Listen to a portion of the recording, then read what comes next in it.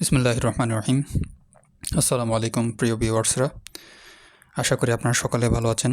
ইতিমধ্যে আপনারা জেনে গেছেন যে এই বছর নভেম্বরের শেষের দিকে সম্ভবত ১৬তম গণিত অলিম্পিয়াড অনুষ্ঠিত হতে যাচ্ছে, যেটি প্রতি বছর গ্র্যাজুয়েশন করা স্টুডেন্টদেরকে নিয়ে আয়োজন করা হয় বিভিন্ন রিজিয়নে। অনেক সময় দেখা যায় একই সাথে প্রত্যেকটা রিজিয়নের সবগুলো রিজিয়নের পরীক্ষা একসাথে হয়ে যায়, অথবা বিভিন্ন ভিন্ন ভিন্ন দিনেও অনুষ্ঠিত হয়। তো অনেকে যারা আপনারা অলিম্পিয়াড দিবেন তাদেরকে আগে কলেজে বা ইউনিভার্সিটিতে পরীক্ষা দিয়ে বা বিভিন্ন মাধ্যমে সিলেক্টেড হতে হবে। সিলেক্টেড হওয়ার পর আপনাদের কলেজের টিচার বা ইউনিভার্সিটির টিচাররা নিয়ে আসবে যে জায়গায় কম্পিটিশনটা অনুষ্ঠিত হবে। একটা ম্যাথমেটিক্যাল অলিম্পিয়াড অ্যাসোসিয়েশন থেকে ভেন্যুগুলোও সিলেক্টেড করা হয়ে গেছে। আপনারা হয়তো জানেন, বিভিন্ন মাধ্যমে এটা পাবলিশ করা হয়েছে। যারা অলিম্পিয়াড দিবেন তারা হয়তো একটি চিন্তায় পড়ে যান যে কীভাবে কী পড়বো না পড়বো। একটা সিলেবাস দিয়ে দেয় অনেক বড়, অল্প সময়ের মধ্যে এত বড় সিলেবাসটা কভার করা সম্ভব হয় না। তো আমি আপনাদের জন্য কিছু সাজেস্টিভ টিপস দেব, যেগুলো ফলো আপ করলে আপনারা অলিম্পিয়াডে মোটামুটি মানের একটা রেজাল্ট করতে পারবেন এবং অলিম্পিয়াড জেতারও সম্ভাবনা রয়েছে। তো আমাদের এখানে অনেক বড় একটা সিলেবাস দিয়েছে তাদের ওয়েবসাইটে বা বিভিন্ন মাধ্যমে। আমি যেটা পেয়েছি, অনেক বড় একটা সিলেবাস দিয়েছে। আপনারা যারা বিশেষ করে সেকেন্ড ইয়ার শেষ করে ফেলেছেন, থার্ড ইয়ার উঠেছেন, তারাও দিতে পারবেন। আবার চাইলে যারা, সবচেয়ে ভালো হয় যে এটা যারা থার্ড ইয়ার শেষ করেছেন, বর্তমানে ফোর্থ ইয়ারে এখন রানিং আছেন, তারা দিলে সেটা ভালো হয়। কারণ অনেকগুলো সিলেবাস এখানে কভার করা হয় না ফার্স্ট ইয়ার সেকেন্ড ইয়ারে, বিশেষ করে জাতীয় বিশ্ববিদ্যালয়ে যারা রয়েছেন তাদের ক্ষেত্রে হয়। আর অন্যান্য বিশ্ববিদ্যালয়ে যারা রয়েছে তারা গণিতের সিলেবাসটা একটু শর্ট, ওরা এত ডিটেলসলি পড়ে না বলে ওদের সবগুলো টপিক ফার্স্ট ইয়ার সেকেন্ড ইয়ারে কভার করা হয়ে যায়। তো সেই জন্য তারা সেকেন্ড ইয়ার শেষ করেই দেখা যায় অলিম্পিয়াডে অংশগ্রহণ করে ভালো করতে পারে। কিন্তু আমাদের ওই লেংদি সিলেবাস হওয়ার কারণে এই অনেক সময় দেখা যায় আমাদের স্টুডেন্টরা বা আমরা একটু ঘাবড়ে যাই। আমরা তো এখনও পড়িনি এই জিনিসগুলা। তো সেজন্য আমি আপনাদেরকে কিছু সাজেস্টিভ টিপস দেব, যেগুলো আপনাদের অলিম্পিয়াডের ক্ষেত্রে আপনাদেরকে অনেক এগিয়ে রাখবে। তো আমরা প্রথমে দেখব যে অ্যানালাইটিক অ্যান্ড ভেক্টর জিওমেট্রি থেকে কী কী পড়তে হবে। অ্যানালাইটিক অ্যান্ড ভেক্টর জিওমেট্রি থেকে 3D জিওমেট্রি যেগুলো রয়েছে, লাইন, প্লেন, স্ফিয়ার, সারফেস, বিভিন্ন ধরনের সারফেসের ইকুয়েশন রয়েছে, কোয়াড্রেটিক সারফেস এবং কনিকয়েড, প্যারাবোলয়েড, এগুলো আমাদেরকে দেখে যেতে হবে। এবং প্লেনের ইকুয়েশনগুলো, স্মলেস্ট ডিস্টেন্স এবং লাইনের ইকুয়েশন, বিভিন্ন ধরনের অঙ্ক রয়েছে, এগুলো যদি দেখে যান তাহলে এখান থেকে একটা কমন পেতে পারেন। তারপর লিনিয়ার অ্যালজেব্রা রয়েছে। লিনিয়ার অ্যালজেব্রায় ডিপেন্ডেন্সি, ইন্ডিপেন্ডেন্সি, আশা করি আপনারা যারা ফার্স্ট ইয়ার শেষ করে ফেলেছেন, লিনিয়ার অ্যালজেব্রা এবং অ্যানালিটিক জিওমেট্রি এই দুইটা শেষ করে ফেলেছেন, এখানে আশা করি এই জিনিসগুলা আপনাদের ধরতে কষ্ট হবে না। তারপর রয়েছে eigen value, eigen vector, power of A matrix. সবচেয়ে কমন একটা যে জিনিসটা, ম্যাট্রিক্স থেকে, লিনিয়ার অ্যালজেব্রা থেকে প্রশ্ন বেশি করা হয় যে কোনো কম্পিটিটিভ এক্সামে আমি দেখেছি। আমিও 2বার অলিম্পিয়াডে অংশগ্রহণ করেছি। একটা হচ্ছে ফার্স্ট ইয়ারের শেষের দিকে, আর একটা হচ্ছে যে শেষের দিকে না, ফার্স্ট ইয়ারের শুরুর দিকে আমাকে স্যারেরা নিয়ে যায় আর কি। স্যারের সাথে আমার ভালো একটা সম্পর্ক ছিল, যার কারণে স্যাররা আমাকে নিয়ে যায়। তারপর হচ্ছে যে আরেকটা হচ্ছে ফার্স্ট ইয়ার শেষ করে, যার কারণে আমি কুল কিনারা ধরতে পারিনি। তো আমি আপনাদেরকে পরামর্শ এই জন্যই দিচ্ছি যে যারা থার্ড ইয়ার শেষ করেছেন, ফোর্থ ইয়ারে আছেন এখন, তারাই অলিম্পিয়াডে অংশগ্রহণ করুন। আর নয়তো যারা এখনও সেকেন্ড ইয়ার শেষ করেনি তারা অংশগ্রহণ করবেন না। এটা আমার পরামর্শ আর কি, ব্যক্তিগত একটা পরামর্শ। কারণ এগুলো অনেকগুলো জিনিসই আপনারা কভার করতে পারবেন না। যেমন ধরুন এখানে ক্যালকুলাস 2, যারা সেকেন্ড ইয়ারে পড়ছেন তারা কিন্তু ক্যালকুলাস 2 কভার করতে পারবেন না।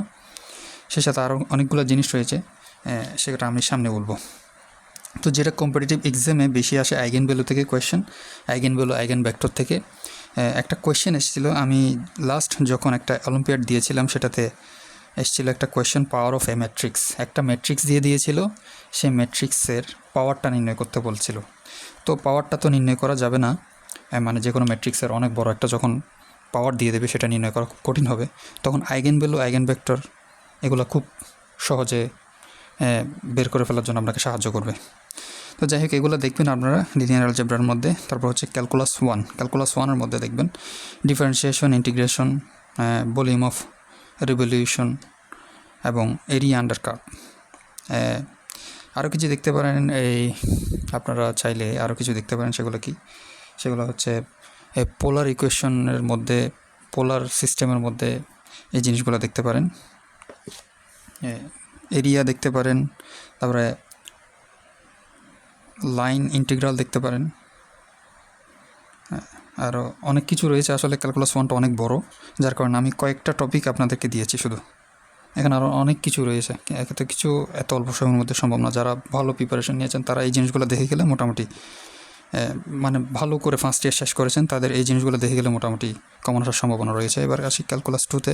ক্যালকুলাস 2-তে দেখবেন ডাবল ইন্টিগ্রেশন থিওরেম, কিছু থিওরেম রয়েছে, গ্রিনস থিওরেম, তারপরে আরও কয়েকটা থিওরেম রয়েছে এই রিলেটেড, এই থিওরেমগুলো দেখবেন আর কি। তারপর হচ্ছে কনজারভেটিভ ভেক্টর ফিল্ড, ওই যে কার্ল গেডিয়ানের কিছু অঙ্ক রয়েছে, এগুলো দেখবেন বইতে রয়েছে। সেগুলো আমি আশা করি যদি সময় থাকে আমি আসবো, এগুলো নিয়ে স্পেসিফিক অঙ্কগুলো দেখিয়ে দেবো ইনশাআল্লাহ যদি সময় থাকে। তারপর হচ্ছে শেষ যেটা আমি বলতে চাই সেটা হচ্ছে যে অ্যালজেব্রা থেকে বিশেষ করে প্রতি বছর অলিম্পিয়াডে সিকোয়েন্স সিরিজ থেকে একটা না একটা কোয়েশ্চেন আসবেই। তো আপনারা যদি এই জিনিসটা দেখে যান, সিকোয়েন্স অ্যান্ড সিরিজ এই জিনিসগুলো যদি দেখে যান, তাহলে সেই সিকোয়েন্স আর সিরিজ থেকে অবশ্যই একটা কোয়েশ্চেন পাবেন এবং আনসার করতে পারবেন। সিকোয়েন্স থেকে বলতে সিকোয়েন্সের বিশেষ করে কনভার্জেন্স টেস্ট এইটা বেশি আসে। তারপর হচ্ছে সিরিজ থেকে আসে হচ্ছে সিরিজের সামেশন, ট্রিগোনোমেট্রিক সিরিজ থেকেও সামেশন আসে। তো কনভার্জেন্স টেস্টটা আমরা ক্যালকুলাসে পড়ি না। অনেক বিশ্ববিদ্যালয়ে দেখা যায় ক্যালকুলাসে এই জিনিসটা পড়িয়ে ফেলে, কিন্তু আমরা পড়ি হচ্ছে রিয়েল অ্যানালাইসিসে, যেটা আমাদের থার্ড ইয়ার পড়তে হয়। তো যারা থার্ড ইয়ার পড়েনি, আমি এই জন্যই শুরু থেকে বলে আসতেছি যে যারা থার্ড ইয়ার শেষ করেননি তারা অলিম্পিয়াডে না যাওয়ার জন্য আর কি। এটা আমার ব্যক্তিগত পরামর্শ।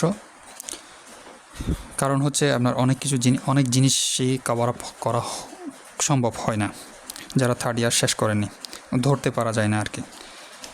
তো যাই হোক, এই ছিল আমার সাজেস্টিভ টিপস। এখন আমি আপনাদেরকে একটা কোয়েশ্চেন সলভ করে দেখাবো, যেটি 15তম গণিত অলিম্পিয়াডে এসেছিল।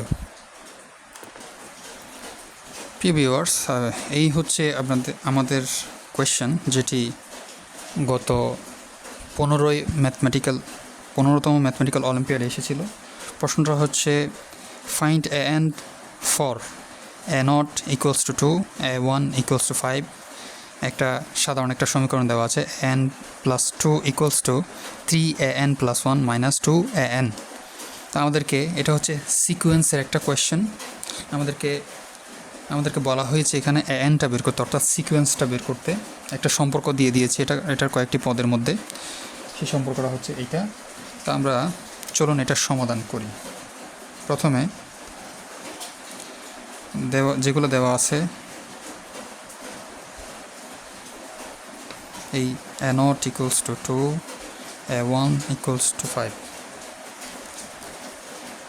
তো আমরা ডেফিনেশন অনুযায়ী পাই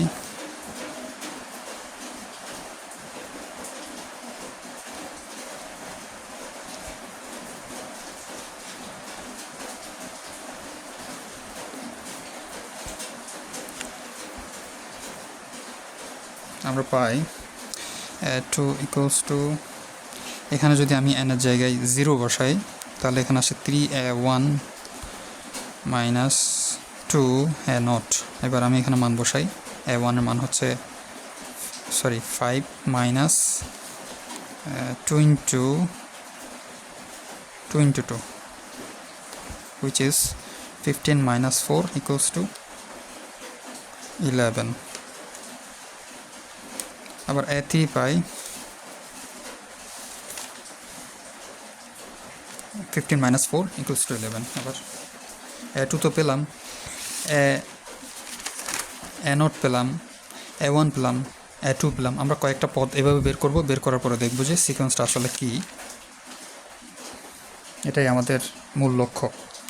তাহলে A3 বের করব।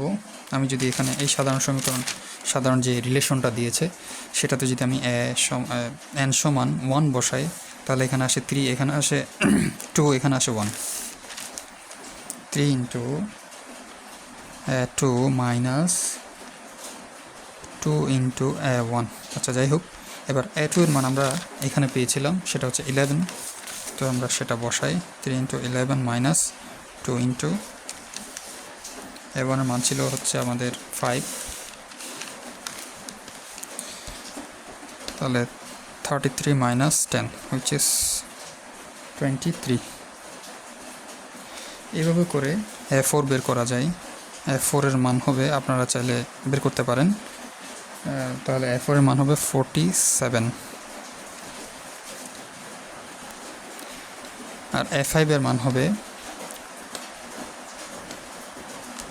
95। তো আমি আর এগুলো বের করছি না, এভাবে করে চলতে থাকবে, so on and so fourth. তাহলে আমরা এখন পদগুলি দেখতে পারি। পদগুলির মধ্যে একটা সম্পর্ক স্থাপন করার জন্য আমরা এটা দেখতে পারি। প্রথম পদটা হচ্ছে 2, তারপরে পদটা হচ্ছে 5, তারপরে পদটা হচ্ছে 11, তারপরে পদটা হচ্ছে যে 23, তারপরটা হচ্ছে 47, তারপরটা 95। এই হলো আমাদের লব্ধ পদগুলি। এবার আমরা কি করব, ডিফারেন্স করব। এই দুইটার ডিফারেন্স হবে 3, এই দুইটার ডিফারেন্স হবে 5 মাইনাস 11 মাইনাস 5 6, 11 23 মাইনাস 11 হচ্ছে 12। আর এই দুইটার ডিফারেন্স হবে 47 মাইনাস 23 হচ্ছে 24। এই দুইটার ডিফারেন্স 85 মাইনাস 47 which is 48। তো আমাদের এই হলো পদগুলির ডিফারেন্স। এবার দেখা যাক এটাকে কিভাবে সাজানো যায়। আরেকটা জিনিস ভালো করে লক্ষ্য করলে দেখা যায়, এই জিনিসটাকে আমি এখান থেকে ট্রিগুলোকে আউট মানে বের করে নেব। এখান থেকে 3 বের করে নেব। 3 এর সাথে 2 গুণ করলে 6 আসে। এটা হচ্ছে 3 এর সাথে 4 গুণ করলে 12। এটা হচ্ছে 3 এর সাথে 8 গুণ করলে 24। এবার হচ্ছে 3 এর সাথে 16 গুণ করলে 48 আসে। এটাকে আরেকটু ভালো করে দেখা যায়, সেটা হচ্ছে যে এই জিনিসগুলোকে এগুলো হচ্ছে সবগুলো, এই পদগুলো হচ্ছে 2 এর ঘাতের। এই পদগুলোকে 2 এর ঘাত স্বরূপ লেখা যায়। যেমন আমি এভাবে লিখতে পারি 2 to the power 1, 2 to the মানে 2 square, 3 into 2 cube, 2 cube not 8, 3 into 2 to the power 4, এটাকে লিখা যায় 3 ইন্টু 2 টু দি পাওয়ার 0। তো আমরা এখানে পদগুলো পেলাম। তাহলে এখানে একটা জিনিস লক্ষ্য করার মতো, সেটা হলো এখানে যদি আমি প্রথম পদকে যদি এভাবে প্রকাশ করি A0, তাহলে প্রথম পদ হচ্ছে আমাদের 2টা কীভাবে আসে এখান থেকে A0, এটা যেহেতু 1, তার থেকে 1 বিয়োগ করতে হবে, তাহলে এখান থেকে আসে 2। হ্যাঁ, তারপর হচ্ছে আর দ্বিতীয় পদ হচ্ছে 5, 1 মানে দ্বিতীয় পদ মানে এই পদটা। এখানে আমি লিখতে পারি এটা 3 ইন্টু 2 মাইনাস 1 যদি লিখি তাহলে হয় কি না? হ্যাঁ, হয়, অবশ্যই হয়। 3 into 2 equals to 6 minus 1 equals to 5। এভাবে করে 2 নম্বর পদটা কী হবে? 2 নম্বর পদটা হবে 3 ইন্টু এই যে এখানে যেটা লিখেছি সেটা হলো 2 স্কোয়ার মাইনাস 1, তাহলে কত হয়? 3 4 12, 12 থেকে 1 বিয়োগ করলে 11। এভাবে করে 3 নাম্বার পদটা মানে চতুর্থ নাম্বার পদ n সমান 3, 3 নাম্বার পদ না, এটা চতুর্থ নাম্বার পদ, n সমান 3 দিলে আমরা পাই 2 কিউব মাইনাস 1 মানে হচ্ছে 3 আর 24, 24 থেকে 1 বিয়োগ করলে 23 মানে 23। এভাবে করে দেখা যায় এখানে যদি আমি সংখ্যার পরিবর্তে n বসাই তাহলে কি হবে? 2 to the power n minus 1। আর এটাই হচ্ছে আমাদের কাঙ্ক্ষিত সমাধান, যেটা আমাদেরকে প্রশ্নে বলা হয়েছিল। আমাদেরকে বলা হয়েছিল এ এনটাকে বের করো, আর আমরা এ এনটাকে বের করে ফেললাম। সো গাইস, ভিডিওটি ভালো লাগলে শেয়ার করবেন। আপনারা আপনাদের বন্ধুদের সাথে শেয়ার করতে পারেন যারা অলিম্পিয়াড দিবেন, অলিম্পিয়াডের প্রস্তুতি নিচ্ছেন, তাদের জন্য এই ভিডিওটা আমার মনে হয় খুব খুব উপকারী একটা ভিডিও। তো আপনারা শেয়ার করবেন, এবং সেই সাথে আপনাদের যদি কোনো সাজেশন দরকার হয়, সাজেশন এবং পরামর্শ যাই হোক না কেন, কোনো টপিকের উপর যদি কোনো সমস্যা থাকে আমাকে বলতে পারেন কমেন্ট করে। আমি নিশ্চয়ই, ইনশাআল্লাহ যদি সম্ভব হয়, আমি আপনাদের জন্য ভিডিও করে নিয়ে আসবো। ধন্যবাদ সবাইকে ভিডিওটি দেখার জন্য। আসসালামু আলাইকুম।